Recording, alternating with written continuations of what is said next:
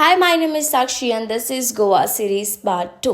सकाळी 8:30 वाजता मी कायकिंग करायचा डिसिजन घेतला होता आणि it is so good. Like ऊन पण नव्हतं, वेदर मस्त होतं, जास्त लोकं पण नव्हती, त्याच्यामुळे आम्ही आरामात व्हिडिओज फोटो काढत हळूहळू लेफ्ट राईट करत आमची कायकिंग केली. त्याच्यानंतर बीच साईडला थोडं चिल केलं 1 तास. त्याच्यानंतर क्विकली आम्ही रेडी झालो आणि निघालो नॉर्थ गोव्याला जाण्यासाठी, कारण की साऊथ गोव्याला आमचा फक्त 1 दिवसाचा स्टे होता.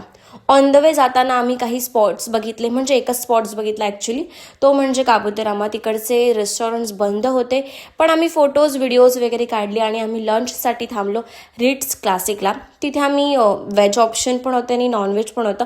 ऑब्व्हियसली आम्ही सी फूड खाल्लं, प्रॉन्सचे ऑप्शन्स होते ते खाल्ले, मस्त होते, तिखट झणझणीत पण मजा आली खाताना. त्याच्यानंतर क्विकली आईस्क्रीम खाऊन आम्ही फायनली पोहोचलो नॉर्थ गोव्याला. आमची जी एअरबीएनबी होती अंजुना बीचच्या साईडला, तिकडे आम्ही पोहोचलो. एअरबीएनबी बुक करायचा एकच आमचं रिझन होतं, ते म्हणजे आम्हाला संजनाची बॅचलर्स पार्टी एन्जॉय करायची होती, म्हणजे सेलिब्रेट करायची होती. आम्ही क्विकली रेडी झालो. आम्ही ब्रिजटन थीम ठेवली होती. मजा आली, एकदम भन्नाट मजा आली.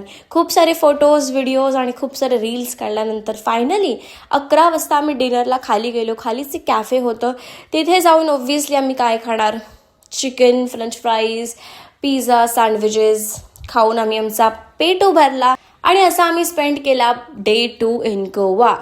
Thanks for watching. Bye bye.